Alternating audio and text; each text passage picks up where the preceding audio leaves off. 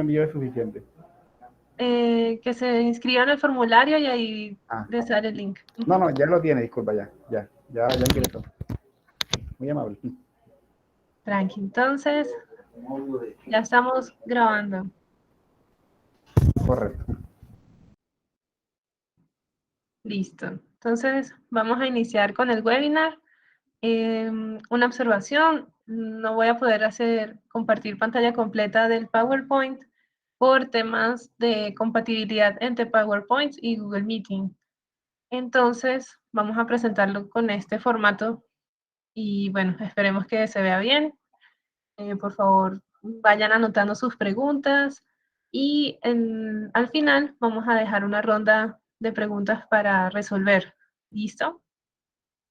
Entonces, bienvenidos a nuestro webinar de tratamiento de agua potable. Mi nombre es Adriane Group. Yo soy ingeniero del sector de industria y acueductos para Evara Bombas. Les cuento un poquito sobre mí. Yo soy ingeniera química, ya tengo 10 años, casi 10 años de experiencia pues digamos, como ingeniera. He trabajado con temas de diseño de tratamiento de agua y también con equipos de bombeo. Entonces, este webinar, qué pena del avión, dejémoslo pasar. Listo. Entonces, este webinar tiene como un mix de esa experiencia y pues la idea es que ojalá puedan aprender muchísimo de él. Entonces vamos a empezar con un poquito de historia, que eso siempre es bueno como saber desde dónde partimos y hasta dónde hemos llegado.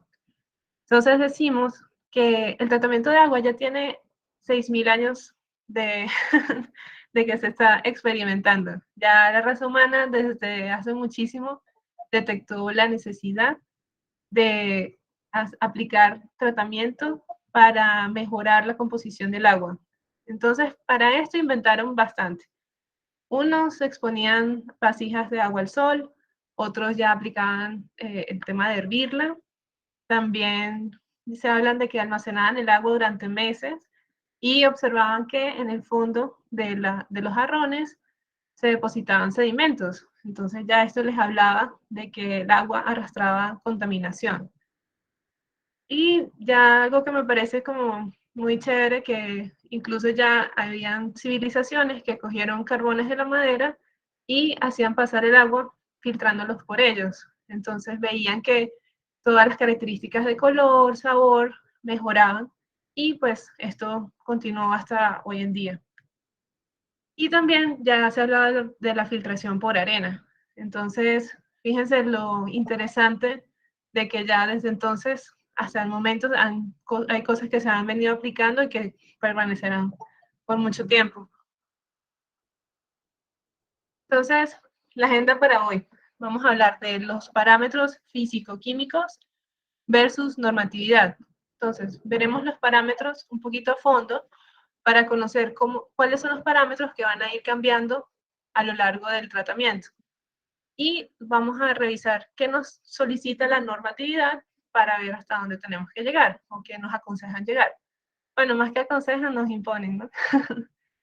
Luego pasamos por captación. La captación pues, del agua cruda, cómo se inyecta al tratamiento. Luego la parte de cribado y desarenado, que lo podemos tomar como un tratamiento más físico. Luego vamos a coagulación, floculación, ya es una categoría tanto física como química. Luego pasamos por filtración de arena y de carbón activado, que es lo mismo, tiene parte de física, tratamiento físico y tratamiento químico. Desinfección, que sí es solamente químico. Y las distintas formas de distribución y a nuestra, digamos, a nuestra planta de agua, a nuestra planta de producción o a nuestro barrio, al edificio, a lo que necesitemos. Entonces, estas categorías de tratamiento las vamos a ver mediante dos esquemas. Uno va a ser un esquema típico de tratamiento de agua de río y lo vamos a diferenciar y a comparar con un esquema típico de tratamiento de agua de pozo. Entonces vamos a ver cómo, digamos, cómo comparten cosas y cuáles se diferencian. Y por último, les vamos a hablar un poco más de Evara Bombas. Entonces, empecemos. Vamos a ver primero los parámetros físico-químicos. Los parámetros físico-químicos no los vamos a mencionar absolutamente todos porque pues, es una lista larga, pero vamos a explicar con profundidad los que son más importantes para entenderlos y ver cómo van a cambiar en nuestro tratamiento. Entonces, empecemos con la turbiedad. La turbidez es la medida de transparencia que tiene el agua. Entonces, cuando nos entregan el agua de una captación, podemos hablar de una turbiedad muy alta. Entonces, vamos a ver como este vaso. Pero a medida que avanza en el tratamiento, pues vamos a ver cómo va cambiando y mejorando en su color. Entonces, luego, otro parámetro importante es la alcalinidad total. La alcalinidad se expresa como carbonatos, bicarbonatos o hidroxilos, que son estos iones que ven por acá, que están presentes en el agua. Entonces, ¿qué pasa con la alcalinidad? Esta influye muchísimo en nuestro tratamiento y en nuestra vida. O sea, no solamente vamos a tener que atacarla para cumplir la norma, sino que en mi planta o en lo que yo necesite trabajar, tengo que mantenerla bajo control. ¿Por qué? Porque esta alcalinidad se expresa, estos son como todo la parte de minerales. Entonces, si yo tengo muchos minerales presentes en el agua, ellos van a incrustarse en nuestra tubería. Entonces, por acá les coloqué esta foto para que vean lo grave de esto, ¿no? Entonces, ¿qué pasa? Se va colocando esas paredes dentro, o sea, van reduciendo la tubería de una forma importante.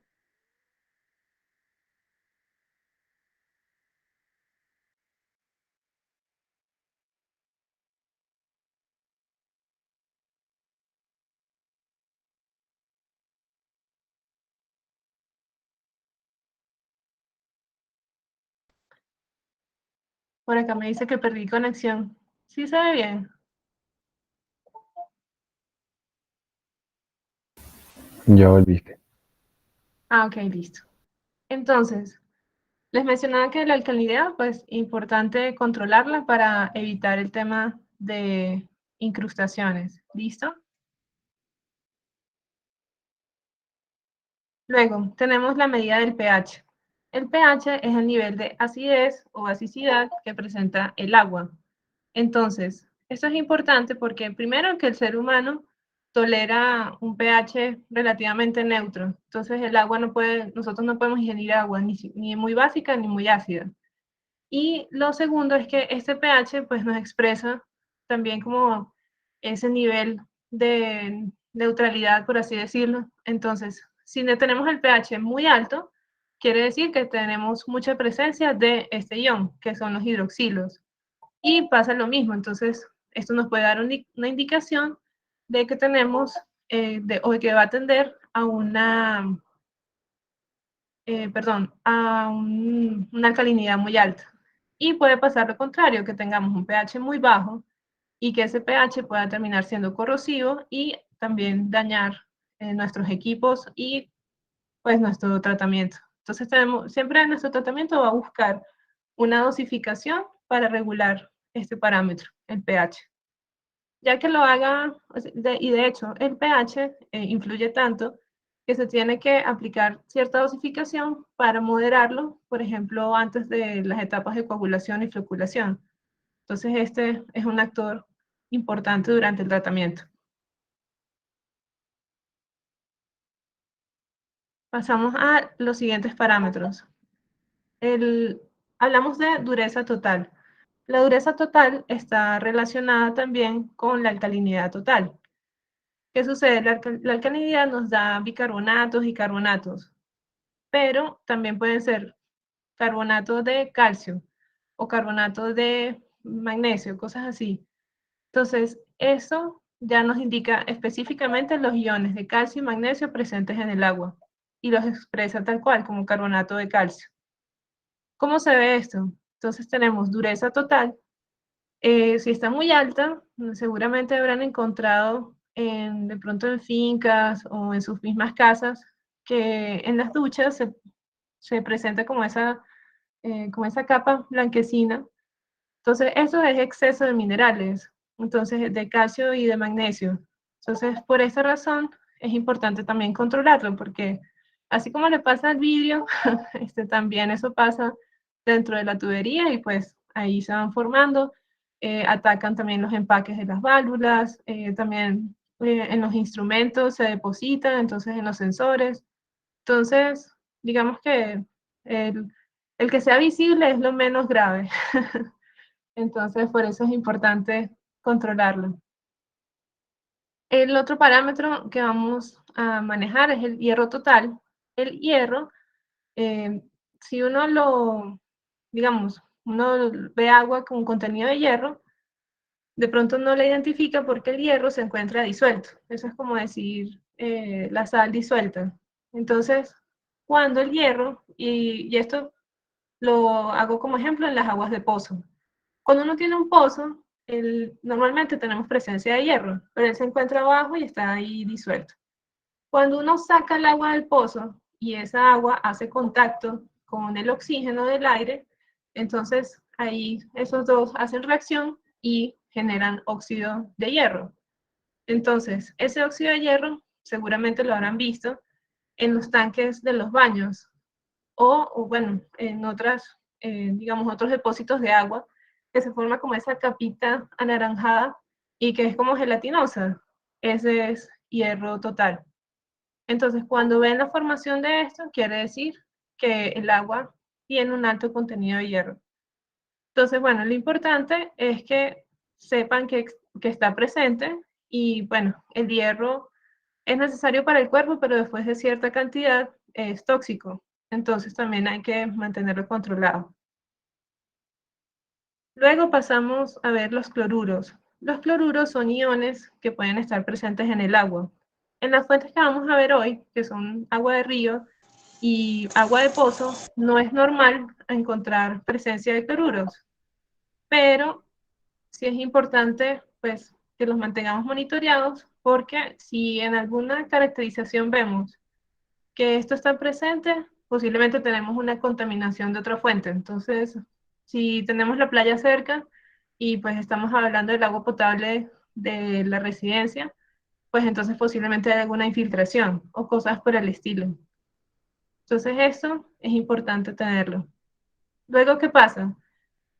Cuando tenemos presencia de cloruros, el agua tiende a ser más corrosiva. Entonces, por acá les coloqué una foto. Esta es una bomba que tiene corrosión en la parte inferior. Esta es en la parte interna de la voluta. Y esto puede deberse a alto contenido de cloruros. Entonces ya presenta una corrosión acelerada. Entonces se ve algo así. ¿Listo? Entonces, importante tenerlo en cuenta. Y así como, y también para el tema de selección de materiales, ¿no? De materiales, de empaques, de todo. Y por último, vemos el cloro residual.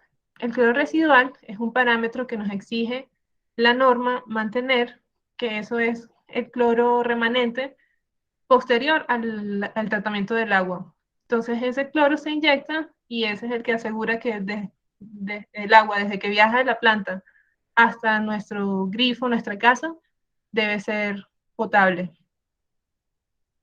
¿Listo? Entonces ahora hablemos un poco de la normatividad. Entonces, por acá, es que está pasando un avión.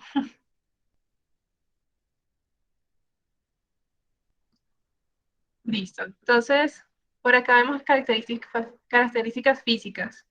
Esas son relativamente fáciles de entender en el sentido de que las podemos percibir con los sentidos, ¿no? Entonces, color aparente, pues nos hablan de unidades platino-cobalto. Ahí sí es un indicador numérico, son 15. Olor y sabor, pues ahí sí, aceptable o no aceptable. Obviamente nos exigen que sea aceptable.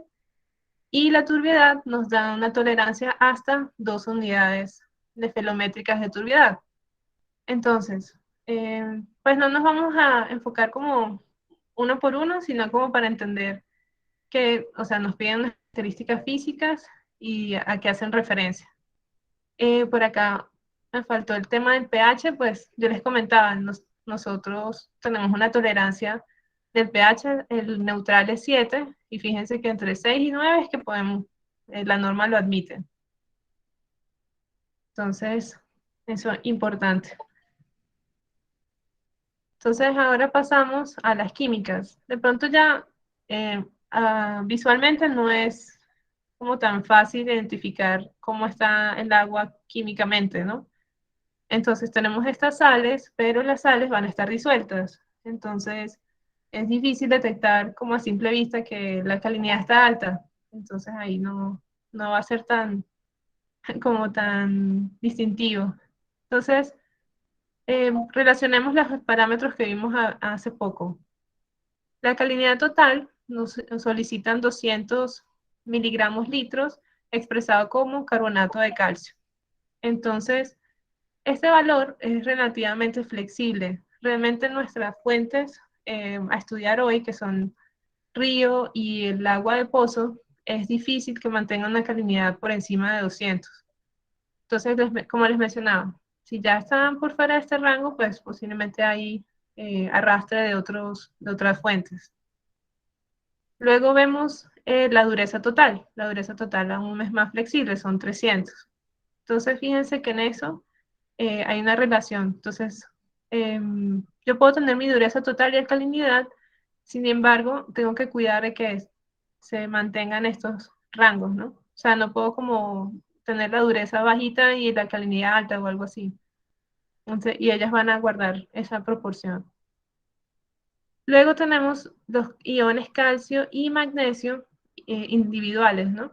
Entonces, si yo ya estoy cumpliendo dureza y alcalinidad, no me puedo saltar de que todavía tengo que estar cumpliendo de forma individual estos iones. O sea, no es como que la mantengo bajita, pero todo es carbonato de calcio o algo así, no. ¿Listo? Por acá también vemos el hierro total. Aquí nos exigen 0,3. Este sí es realmente bajo, una fuente de pozo.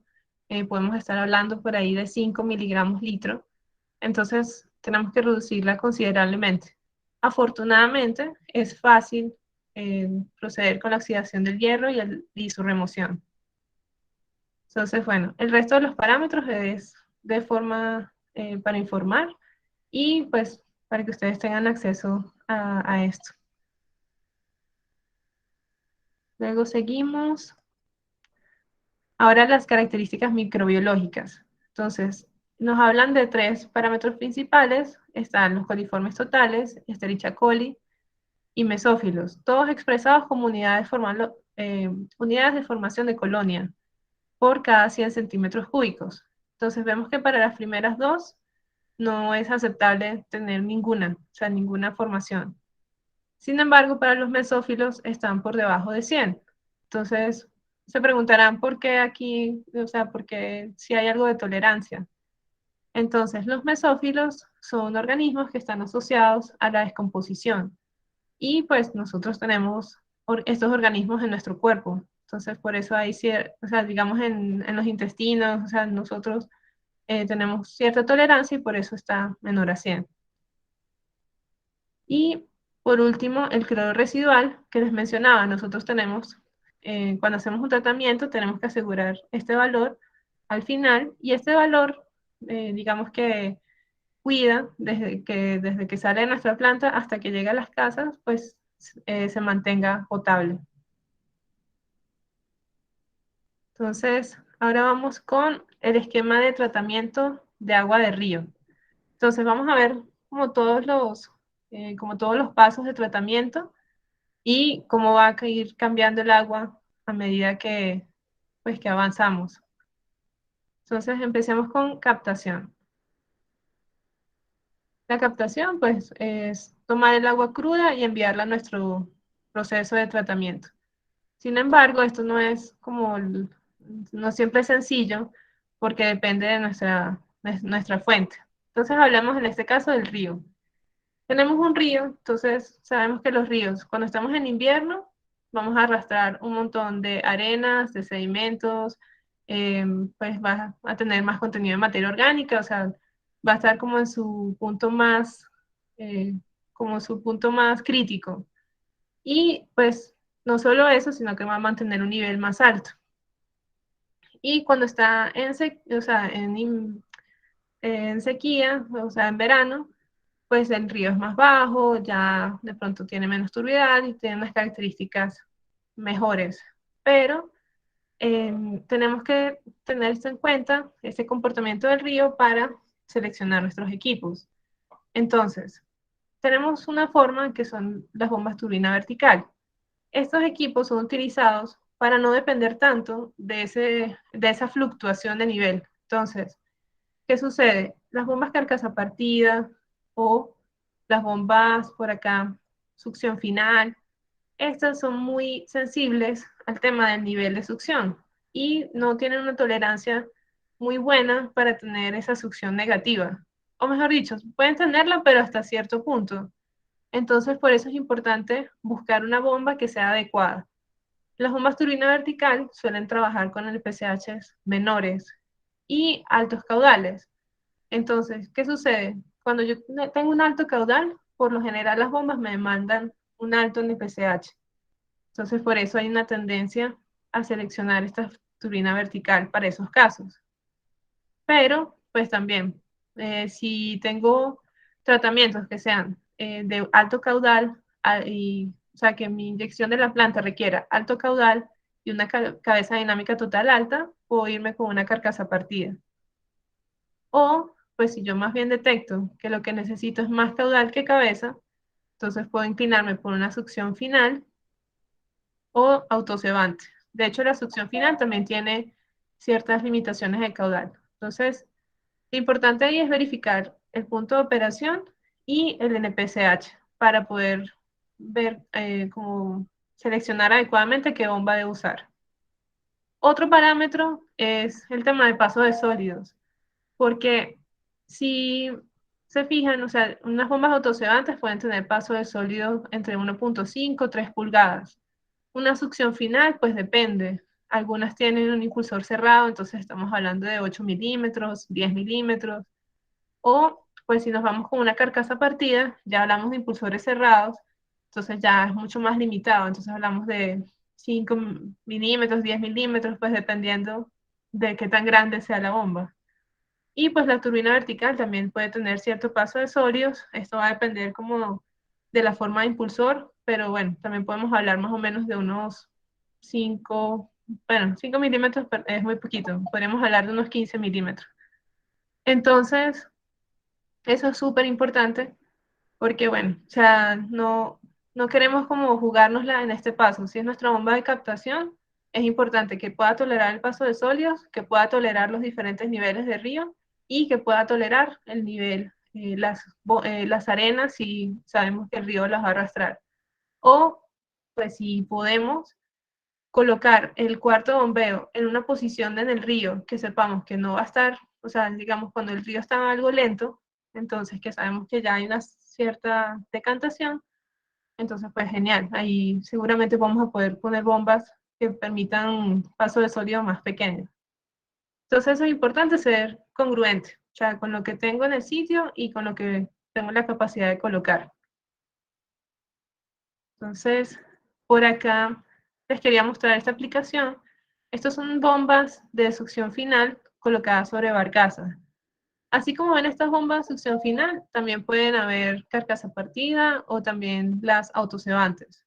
Entonces, algo positivo de esta instalación es que como está flotando, pues aunque el río cambie, pues mi bomba va a mantener ese nivel de succión negativo. Entonces no es tan exigente para mi bomba como, bueno, el río bajó 3, 4 metros. Entonces poner a la bomba a succionar 4 metros es durísimo. Pero pues si tenemos esta instalación y la succión negativa es 1 metro y medio, pues ya eso es manejable para un equipo. Entonces, eso es muy importante tenerlo en cuenta, es viable y pues se utiliza bastante. Entonces, ahora hablemos del cribado. El cribado tiene como objetivo retirar sólidos que estén suspendidos en el agua, pero pues no nos referimos solamente a los sólidos que estén ahí flotando, sino que también son sólidos grandes. Ahí podemos hablar de ramas, sí, de todo, hojitas, animalitos, qué pecado, pero sí, ahí pueden arrastrar varias cosas, ¿no? Dependiendo de lo que traiga el río. Entonces, se han colocado cribados gruesos, se hablan de más de 10 centímetros, y son como rejillas como esta. Entonces ya hablamos de troncos, cosas así, entonces son retirados. Luego, los sólidos medianos hablamos entre 1 y 5 centímetros, entonces ya serían rejillas como estas. Claro que estas fotos son de rejillas de rejillas automáticas. Yo ahorita les muestro una rejilla manual. Entonces, aquí era lo que les mencionaba. O sea, si yo tengo un cribado, pues tengo que revisar, ¿no? O sea, la bomba, si yo tengo un agua que arrastra 5 centímetros de sólidos, pues primero tengo que haber seleccionado una bomba en la captación que los pase y que me los entregue. Entonces ya en este punto es que yo los retiro. Lo que sí o sí es que en algún punto los voy a tener que eliminar, ¿no? Entonces, esto es importante y seleccionamos una rejilla que sea compatible con nuestro, digamos, también con nuestro estándar de mantenimiento. Porque si yo coloco una rejilla muy fina, si hablamos de 1 centímetro, pues esa rejilla va a tener que limpiarse muchísimo más seguido. Entonces, pues yo elijo, bueno, voy a limpiar mucho más seguido la rejilla o prefiero dejar esos sólidos ahí, o sea, corto sólidos hasta 5 centímetros y más bien los otros los dejo para una sedimentación. O sea, tengo esa libertad de decidir dónde quiero retirarlos, ¿no? Por acá hablamos, perdón, de cribado fino, ya 0,5 a 3 milímetros, pues estos ya son, digamos, súper avanzados. Esto yo creo que sería como el caso ideal, pero hay que entender que no siempre es el presupuesto para eso. Y claro, cuando ya tengo 0,5, 3 milímetros, cualquier bomba puede con eso, o sea, no tengo que estarme preocupando con que si el impulsor puede o si se atasca, no. Entonces, pero no siempre hay el presupuesto para llegar a estos niveles de tratamiento. Entonces, muchas empresas digamos, se inclinan a realizar un cribado grueso y dejar este tipo de sólidos para un sedimentador o hasta para el filtro de arena. Entonces, eso también es viable. Por acá les quería mostrar una rejilla manual, pues estas por lo general trabajan entre 2,5 y 5 centímetros. Entonces, y ya tienen ahí sus cadenas, su polipasto para limpiarla. Luego, por acá hablamos de algunos parámetros. Entonces, dependiendo del método de limpieza, si va a ser manual o si va a ser mecánica, pues hay algunas cosas distintas y cosas similares. Entonces, ancho y grosor de barra suelen ser iguales entre la manual y la mecánica. Entonces, por ahí el ancho de la barra suele ser unos 5 a 15 milímetros, no es tan gruesa, y el grosor suele ser como 2,5 centímetros. El espaciamiento sí varía, entonces fíjense que las manuales suelen ser un poquito más anchas, y es que suele ser así, es por lo que les mencionaba, bueno, yo quiero estar limpiando cada rato, o si voy a tener una mecánica, pues simplemente la coloco con un paso un poquito más delgado, y yo sé que ese rastrillo va a estar ahí limpiándose solo, ¿no? Luego, veamos algo importante que es la velocidad de aproximación. Entonces, tengo una velocidad estándar. En la manual es 0,3 a 0,6 y en la mecánica está un poquito más alta, hasta 1, entre 0,6 y hasta 1. Y la mínima está entre 0,3 y 0,5. Aquí quiero hacer una observación. La velocidad es importante. Fíjense que comparten esta velocidad de mínimo 0,3. Y es que también sucede que si yo tengo un agua que es muy lenta, los sólidos se me van a quedar antes de la reja. Entonces eso no me conviene. Yo necesito asegurarme de que esa velocidad mínima se cumpla, porque si no, entonces corro el riesgo de tener una rejilla ahí de adorno, o sea, y que todos los sedimentos queden antes de. Entonces eso es importante tenerlo en cuenta. Y ahorita vamos a ver una lámina un poco más, digamos, explícita sobre eso. Y la pérdida de carga, pues se habla, es como ese desnivel que se genera en las rejillas. Entonces, yo llego con el agua con toda mi energía, choco contra mi reja y pues es natural que haya una pérdida de, digamos, de energía y eso se expresa en un desnivel. Entonces ese desnivel hablamos de unos 15 centímetros y puede llegar hasta 60 centímetros.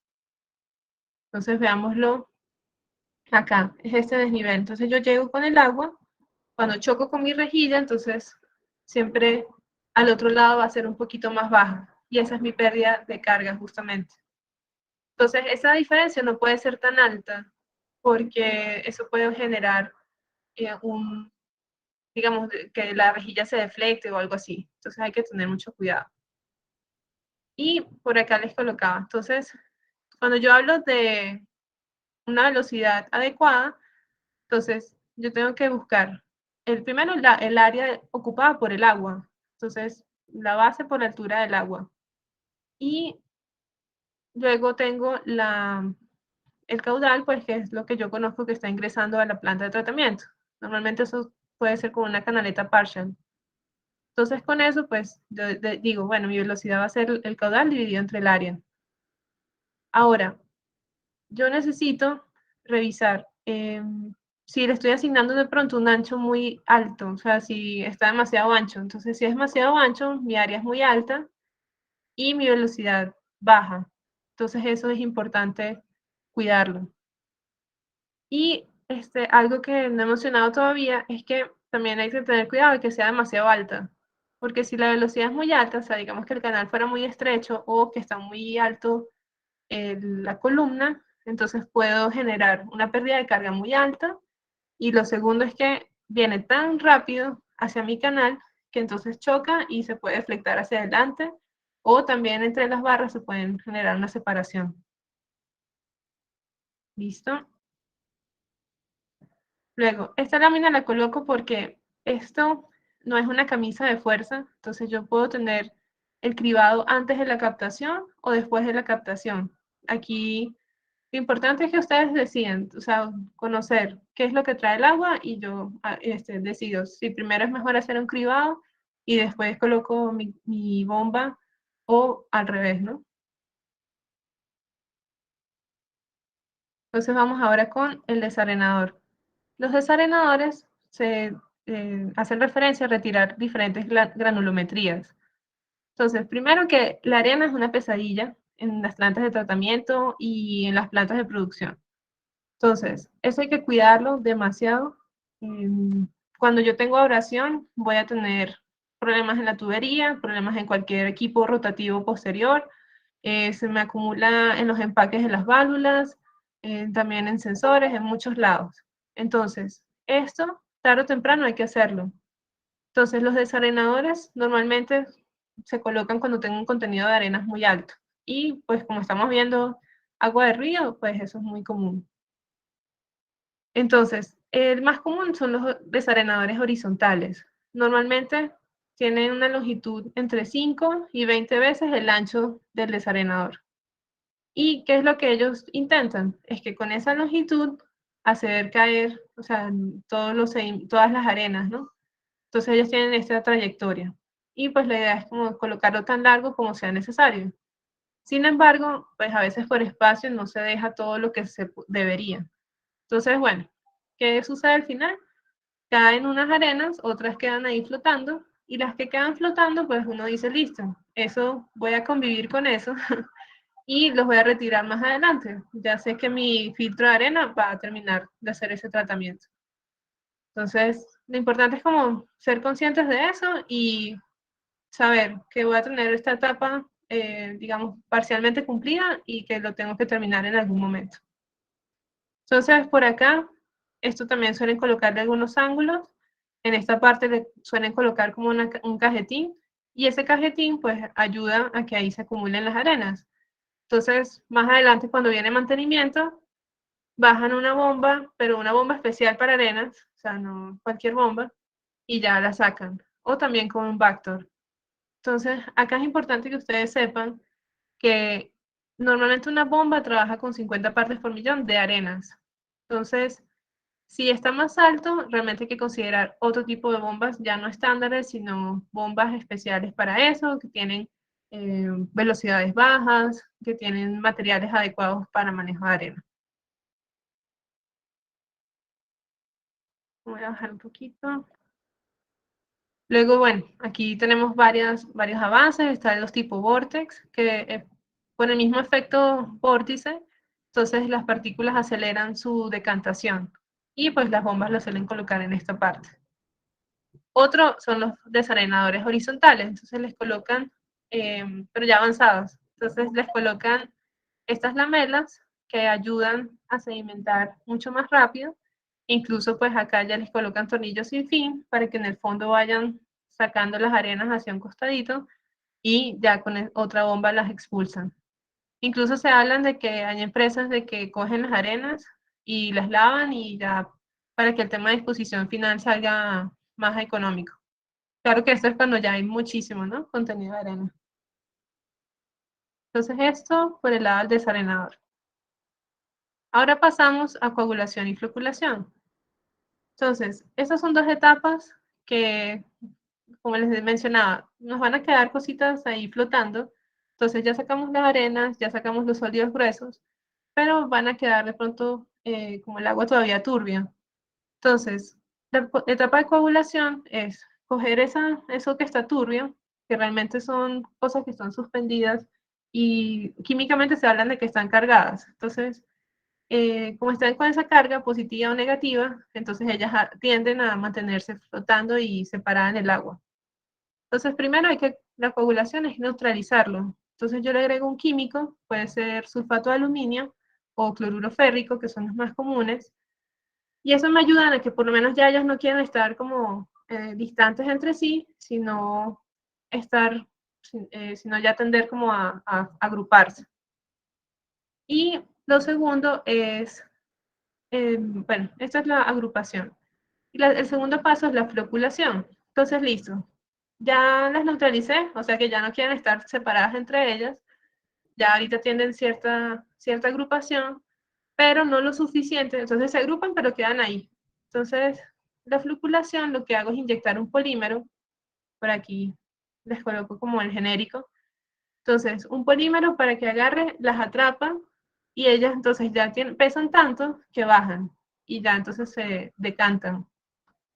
Entonces esto es importante porque ya mi tratamiento, digamos, si yo las dejara así sueltas y yo como, bueno, que el carbón activado se encargue. Entonces, te cuento el gasto que van a tener en carbón activado. Entonces, mejor recurrir a a esta etapa y ya pues el carbón se encarga como ya de los detalles, ¿no? Entonces esto por un lado, entonces pasamos de un agua de esta calidad, aplicándole estos tratamientos, podemos pasar ya a un agua muchísimo más clarificada. Entonces ya esto lo retiramos en otro proceso. Luego vamos con la filtración.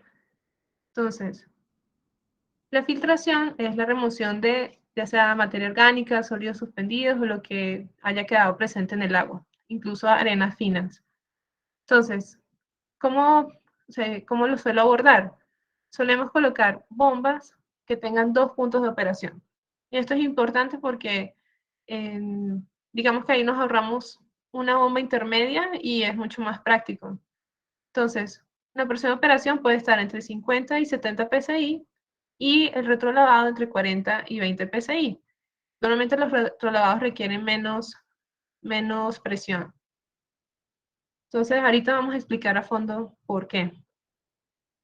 Entonces, fíjense acá, esta es una curva de una bomba que cumple los 50 psi y por acá tiene como unos 30.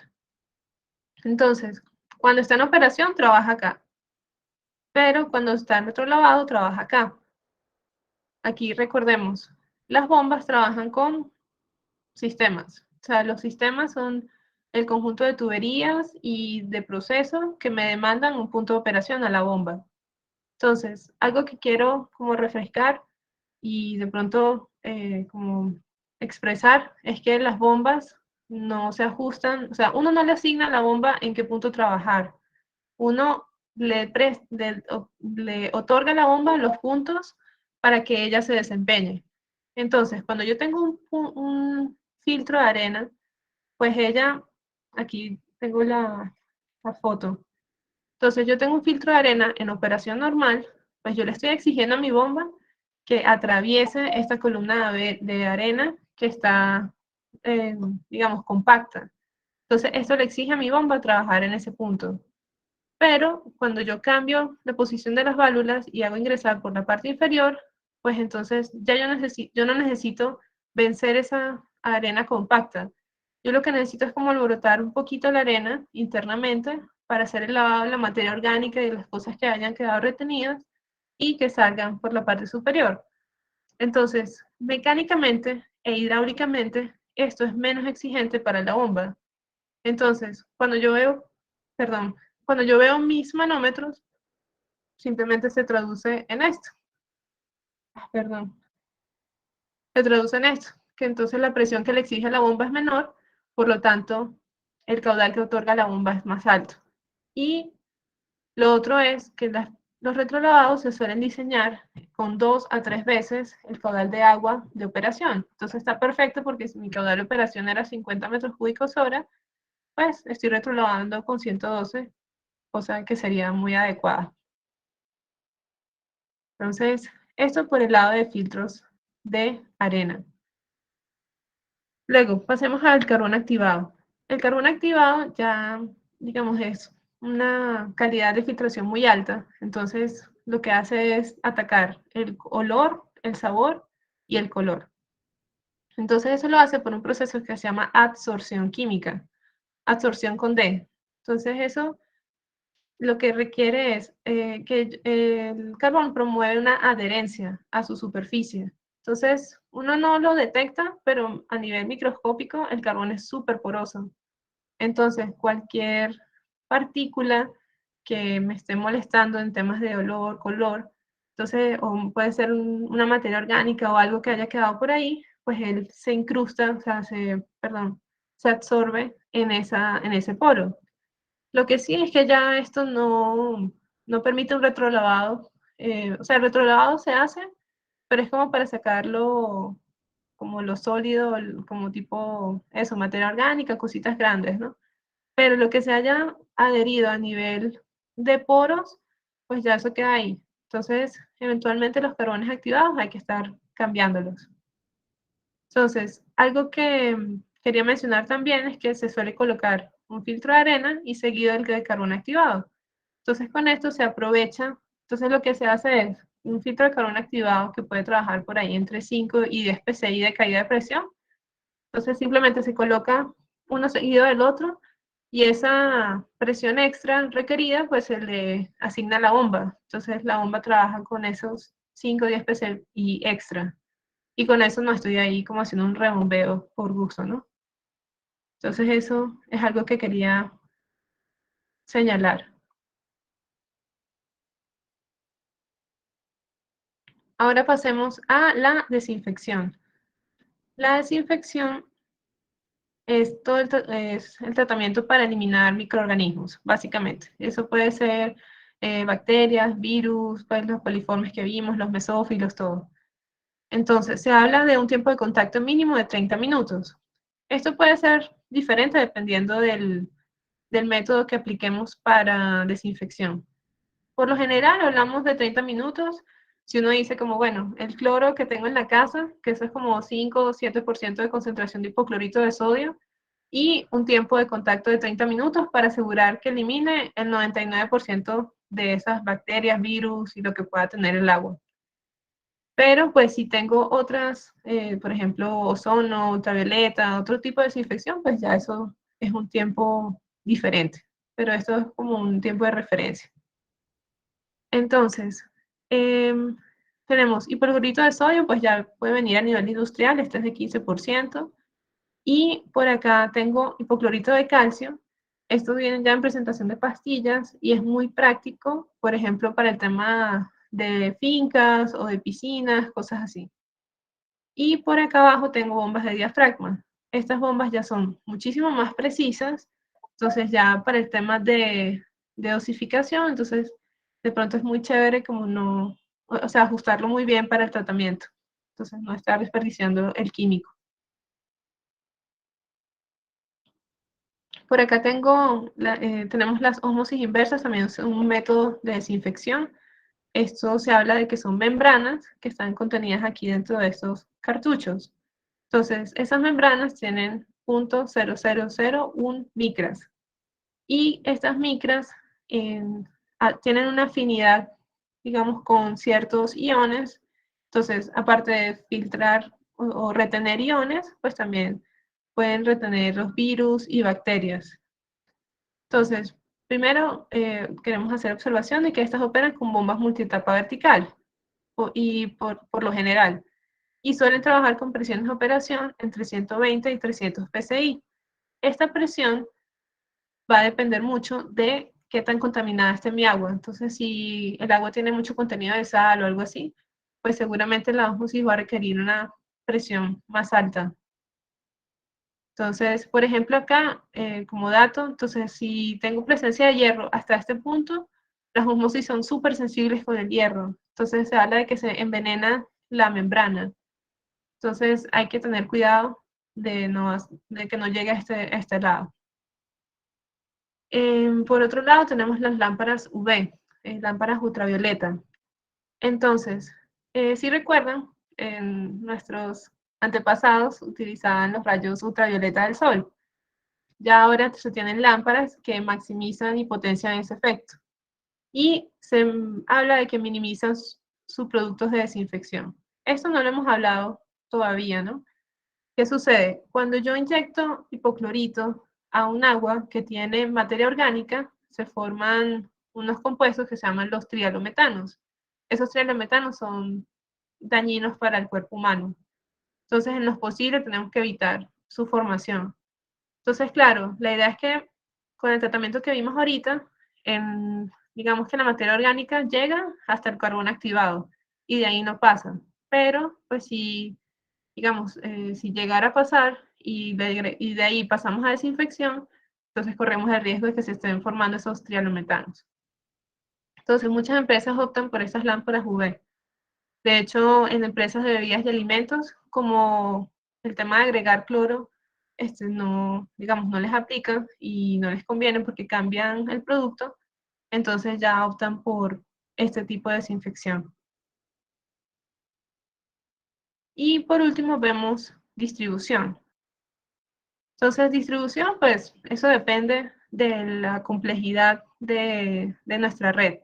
Entonces, podemos hablar de acueductos muy grandes, entonces ya podemos hablar de bombas carcasa partida o, digamos, de una etapa o de dos etapas para altos caudales y altas presiones. Por ejemplo, esto en Aguas Capital o también estas NPM.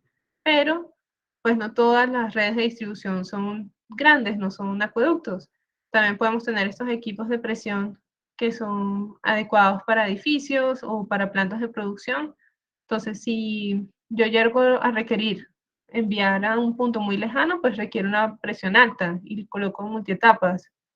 Pero si yo tengo circuitos, de pronto hay plantas de producción que no superan los 5 metros digamos, entre sus distintas áreas. Entonces, esos anillos los suelo alimentar entre 60 y 80 psi. Esos los puedo alimentar con este tipo de bombas. Entonces, ya serían tipo succión final. ¿Listo? Entonces, cerramos el capítulo de tratamiento de agua del río perdóname, aquí me faltó. Vamos a cerrarlo con un video. Como no estoy en presentación completa, me toca copiar y pegar el link.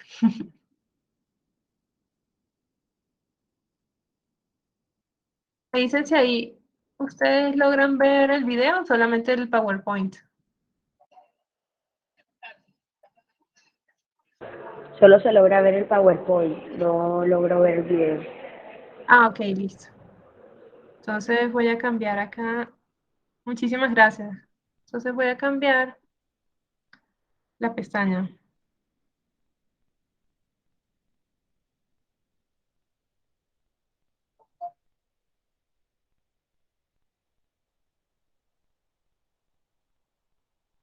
Tum, tum, tum. Aquí. Listo, ahora sí, ¿no?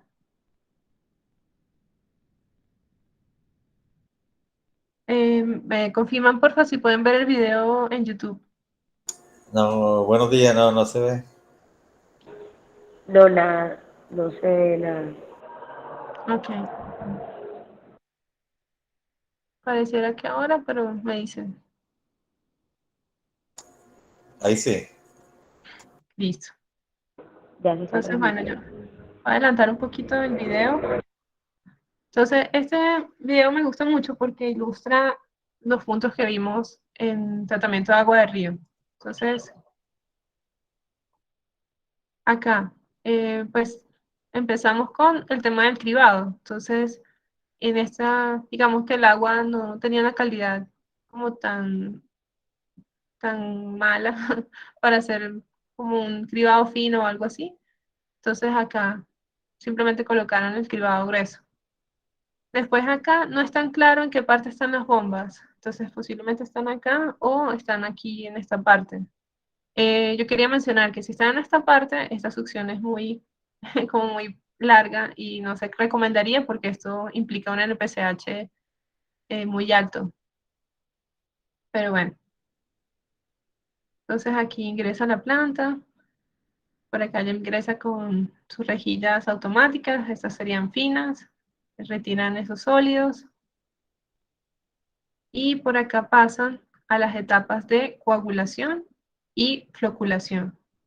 Entonces, acá yo quería mencionar algo. Estas etapas, nosotros hablábamos de los coagulantes, ¿no? Entonces, cloruro y cloruro férrico, sulfato de aluminio. Entonces yo lo agrego y esto, o sea, yo necesito determinar primero mis dosis. Antes de llevarlo a una planta de tratamiento a gran escala, yo lo hago en un laboratorio. Entonces son equipos similares, pero hablamos ya de jarroncitos pequeñitos y los pongo a agitar. Entonces con eso determino el tiempo de agitación que requiere cada uno y la dosis de coagulante para cada etapa. O sea, perdón, para coagulación y la dosis de polímero para floculación. Entonces ya cuando tengo esos datos en mi laboratorio, yo digo, listo, necesito 20 miligramos litros aquí en coagulante y necesito 100 miligramos litros de polímero en esta parte.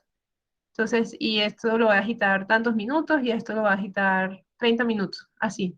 Entonces, eso nos gana tiempo, tiempo y dinero, porque imagínense estar ensayando en estos tanques gigantes, entonces cuánto polímero y cuánto coagulante eh, digamos, desperdiciaríamos si lo hiciéramos en este punto, ¿no? Entonces, por eso se aplica primero en laboratorio, después se llega para acá. Entonces, bueno, continuamos. Ya se forman aquí los coágulos y flóculos y pasa por el proceso de sedimentación. Ya después se arrastra acá hacia esta parte de la sedimentación, pasa un filtro de arena. Entonces ya aquí quedan como las partículas más finas. Fíjense que acá también el tiempo de residencia es más alto, ¿no? Por lo que es por gravedad y no por bombeo. Acá en este caso seleccionaron ozono para la desinfección. Y por acá entonces se van al tema que les mencionaba, el cloro residual. Pues acá una dosificación.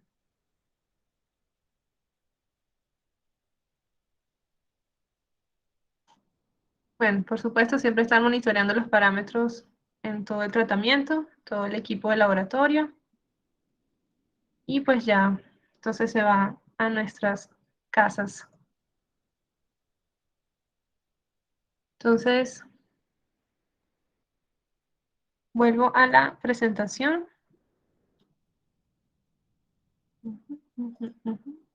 Aquí.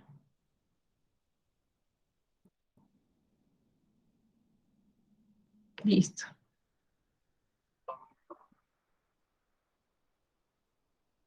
Ahora por acá vamos al esquema típico de pozo. Entonces, si vemos, es muy parecido al de agua de río, ¿no? Entonces, casi que coincide todos, excepto por el tema de la captación y el paso de la torre de aireación. Entonces, veamos esos puntos. Una bomba de pozo, un pozo se habla más o menos de una profundidad de unos 80 hasta unos 120 metros de profundidad. Incluso pueden haber más profundos. Pero entonces, ahí juegan estas bombas que son las tipo lapicero y suelen tener cabezas muy, muy altas. Entonces, se habla de este tipo de bombas, se suele colocar, puede ser con tubería o también con estas mangueras. Nosotros también mantenemos estas mangueras en inventario y lo hacemos o sea, aconsejamos este tipo de instalación para promover que sea rápido y el tema de la incrustación. Entonces ya veíamos que pues pueden haber minerales en el agua, entonces que se incrusten en la tubería. Entonces esto con manguera es más manejable porque la compatibilidad química lo permite. Luego, esto para la captación, ¿no? Ya las bombas de pozo. Y pues yo cojo el agua desde el fondo del pozo y la bombeo a la superficie. Entonces sabemos que el agua de pozo se caracteriza por tener contenido de hierro. Entonces cuando ese hierro hace contacto, pues se forma lo que veíamos el anaranjadito. Y pues ese óxido se puede depositar en esta torre de aireación. Entonces lo que se hace es que por contacto y tiempo, entonces el agua atraviesa, hace ese contacto con oxígeno y va quedando ahí. Entonces esto está sin estrenar, esto se va manchando y pues queda retenida en este sitio. Algo que hacen para acelerar ese proceso es inyectar hipoclorito de sodio antes de la torre de aireación. Con eso hay una oxidación previa, entonces digamos que ya se avanza con ese tiempo de reacción y de manera que cuando cae la torre, pues ya casi que nos aseguramos que todo el hierro que estaba ahí ya queda ahí y no tenemos que preocuparnos por hierro en otra parte del tratamiento. Entonces, ese es el papel que juega la torre de aireación. Entonces, por último, pues ya quiero cerrar con comentarles de que en Colombia existe el acceso al agua potable, estamos hablando de unos 47 millones de personas. Entonces, la idea es que para el 2030 esto aumente más o menos a 52 millones de personas y bueno, esperamos contribuir con esto. Muchísimas gracias. Ahora voy a pasar a hablar de Evara y ya después seguimos con la ronda de preguntas. ¿Listo? Entonces, Evara es un grupo empresarial conformado por 96 empresas. La marca es japonesa y tenemos sedes en distintos lugares del mundo. Tenemos 3 líneas principales. Está Fluid Machinery, nosotros estamos aquí con las bombas, pero también se enfoca en tratamiento de residuos y en fabricación de semiconductores. Esto a nivel mundial. Por acá hablamos de distintas fábricas en el mundo, entonces están de Italia, gran cantidad de equipos los traemos de Italia, también de Brasil, las bombas tipo pozo, está, bueno, de todo, Indonesia, Filipinas, de China también. Entonces, dependiendo del producto, pues puede venir alguna de nuestras plantas. Y pues por acá ya como el tema de los equipos, tenemos equipos para todos los pasos de tratamiento que vimos en el día de hoy. Entonces, ahí es cosa que nos pregunten y estamos a la orden. Entonces, por acá, el tema de los proyectos a nivel mundial, hay de todo, hay metros, embalses, termoeléctricas, de todo. Entonces, tenemos experiencia en el tema y bueno, esperamos que nos puedan consultar todo lo que necesiten. Muchísimas gracias y pasamos entonces a las preguntas.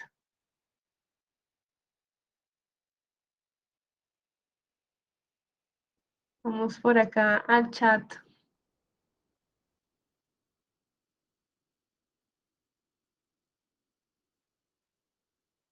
Ok, entonces vamos por acá. Dice, ¿cómo ajusta el ingeniero Marco Alvarado?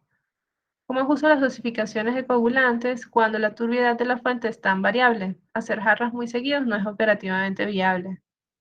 Eso es complejo, sí, porque efectivamente la turbidez puede venir muy distinta, entonces el tema de estar haciendo pruebas de jarra cada rato es realmente inviable.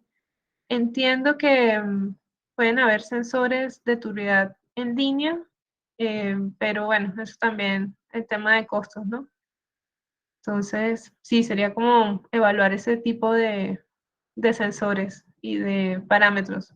Y pues bueno, en algún punto se dice que se pueden hacer ciertas correlaciones entre la turbiedad y algunos coagulantes, pero eso es una tesis, entonces, pues depende, ¿no? Tocaría como estar haciendo los monitoreos, anotando y hacer las pruebas y ya después estar con como esas proyecciones. Pero sí, sí, ingeniero, realmente es complejo cuando cambian mucho las turbiedades. Entonces, sigo por acá otra pregunta. Dice, ¿cómo determino que debo cambiar mis lechos de carbón? ¿Cómo valido la pérdida de capacidad de absorción y con qué frecuencia lo debo hacer? Entonces, esto realmente depende del proceso. Entonces, hay procesos que afortunadamente son muy estables, en el sentido de que, vamos a dar un ejemplo. Tengo una cantidad de sulfatos contenidos en el agua, entonces por lo general vienen en un valor y varían un más menos 10%. Entonces, con eso de pronto y con ayuda del proveedor de carbón, entonces podemos decir como, mira, para ese parámetro en particular, los carbones duran entre por ahí 1000 y 5000, 1000 y 1500 horas de operación. Entonces uno está atento, como bueno, ese parámetro después de este número de horas puede empezar a caer, o bueno, puede empezar a subir en ese caso. Entonces eso, digamos que se ayuda. Entonces, lo que pasa es que eso va muy de la mano con lo que nos diga el proveedor de carbón. Entonces, él nos debe decir como, mira, el carbón si es mineral o si es vegetal, entonces tiene tolerancia para este tipo de iones.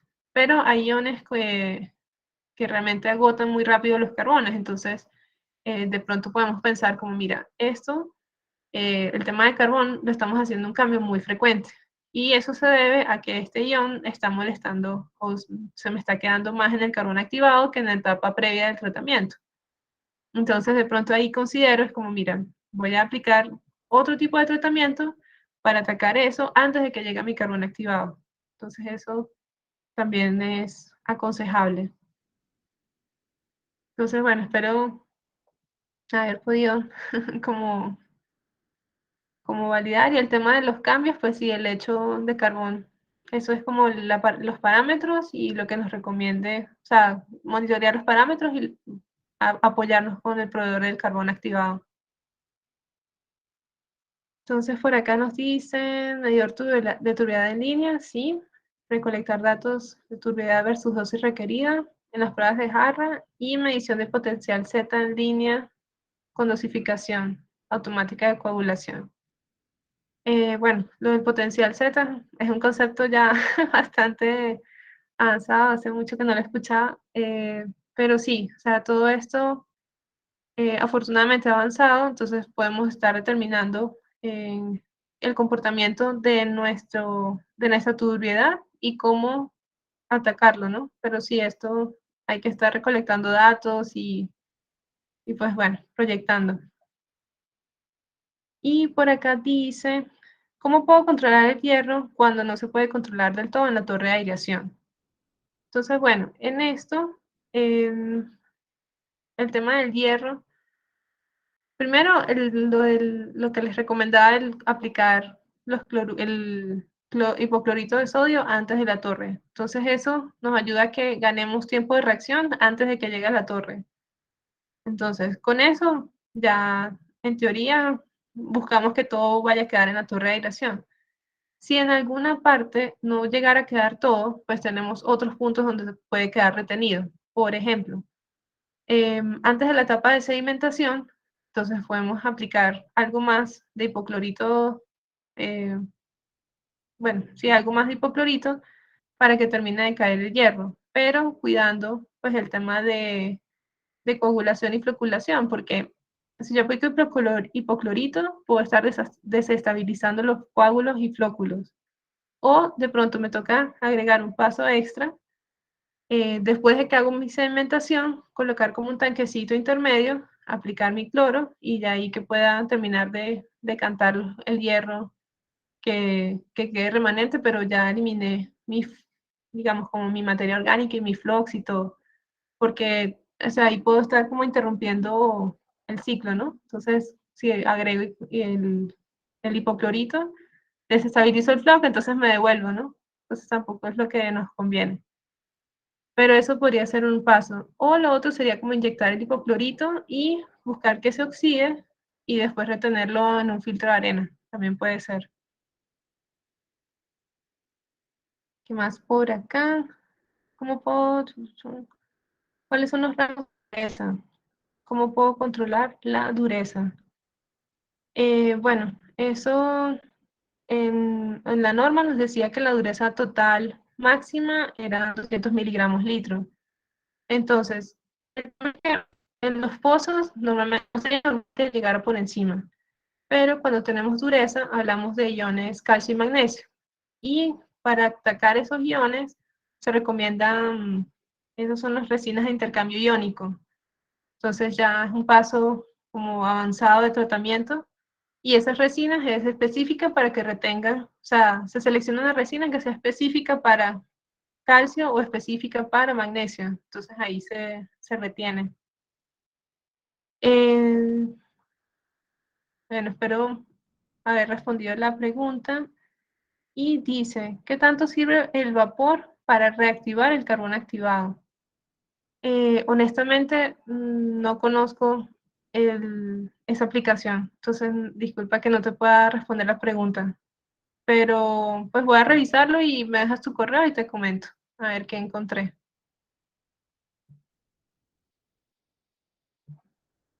Listo, que no sé si hayan alguna pregunta, si quieren hacerla en vivo y en directo también. Entonces, acá la respondemos.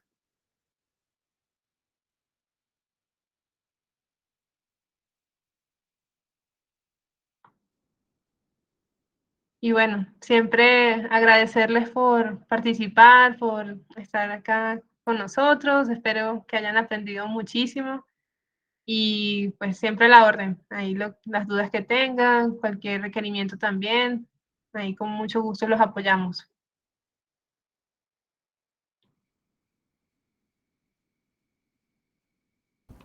Muchas gracias, Adrián.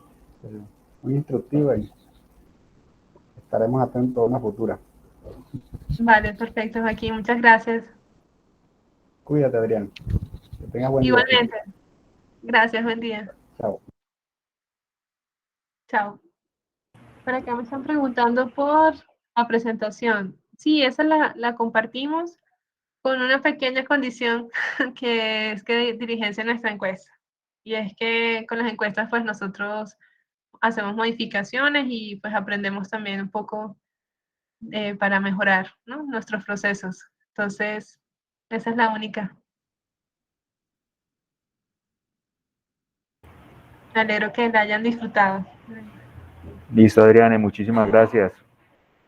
Gracias, Marlon, por participar. ¿La encuesta llega al correo? Sí, la encuesta se la devolvemos al correo.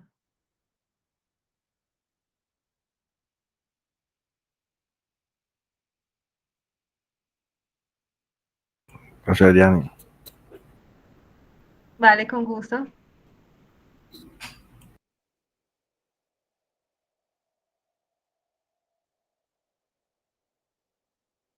Chévere por aquí ver gente conocida. Entonces, bueno, yo por acá voy cerrando. Que tengan un excelente día y bueno, esperamos seguir en contacto.